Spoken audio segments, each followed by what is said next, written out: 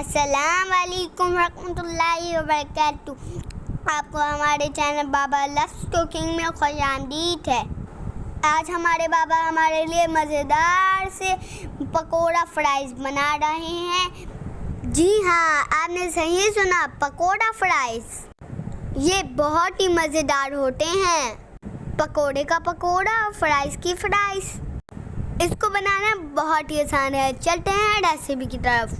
1 tablespoon सफ़ेद जीरे को तवे पे भून के मोटा मोटा कूट लें। इसी तरीके से 1 टेबलस्पून साबुत धनिया को भी भून कर कूट लें। 1 टेबलस्पून कसूरी मेथी को हथेलियों में मसल लें। 1/4 टीस्पून अजवाइन ले लें। 1 teaspoon chaat masala powder, 1 tablespoon कुटी लाल मिर्च, 1 टेबलस्पून नमक। हम पिंक सॉल्ट इस्तेमाल करते हैं, आप कोई सा भी कर सकते हैं।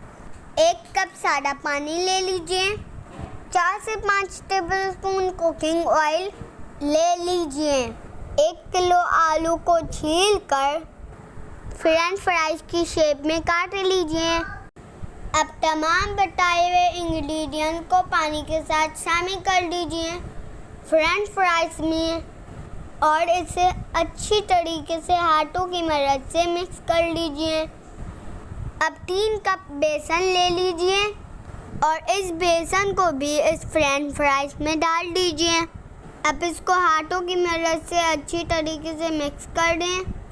आलूओं पर बेसन की मोटी सी लेयर बन जाएगी। अब एक डीप पैन में तेल शामिल कर दीजिए।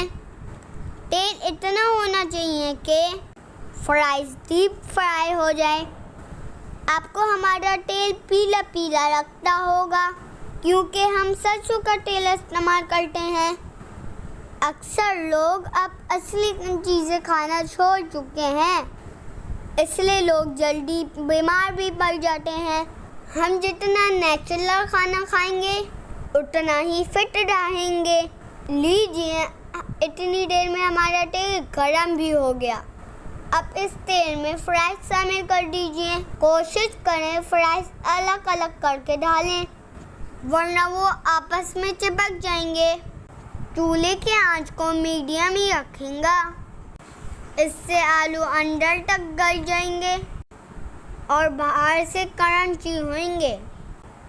रमज़ान की आमद है, इस रेसिपी को ज़रूर ट्राई करेंगे। हमारे यहाँ तो हर जुम्मे को आलू वाले पकोड़े ज़रूर बनते हैं। ये वाले पकोड़ा फ्राइज़ बनते हैं तो हम बच्चे और भी शौक से खाते हैं। बड़ों को पकोड़े मिल गए और हमें फ्राइज़। आप इसको केचप या फिर मायोनीज़ के अलावा हरे रायते और आलू वाली चटनी के साथ भी खा सकते हैं। ये जो कड़क वाले पाव आते हैं ना, जो कड़क कड़क वाले बन जो होते हैं, उनके बीच में ये पकोड़ा फ्राइज़ डालकर चटनी और प्याज के साथ बेइंतहा मज़ेदार लगते हैं। हमारा तो जुम्मे की नमाज के बाद का यही लंच होता है। लीजिए, बातों बातों में आपके मज़ेदार से पकोड़ा फ्राइज़ तैयार हैं। इन्हें बनाइएगा, खाइएगा और हमें दुआएं देंगे। हम आप तक रेसिपी पहुंचाने के लिए बहुत मेहनत करते हैं और इंशाल्लाह आगे भी करते रहेंगे। अगर वीडियो पसंद आई हो तो वीडियो को लाइक करें, चैनल को सब्सक्राइब करें, कमेंट बॉक्स में ज़रूर बताएं। जज़ाकल्लाह खैर।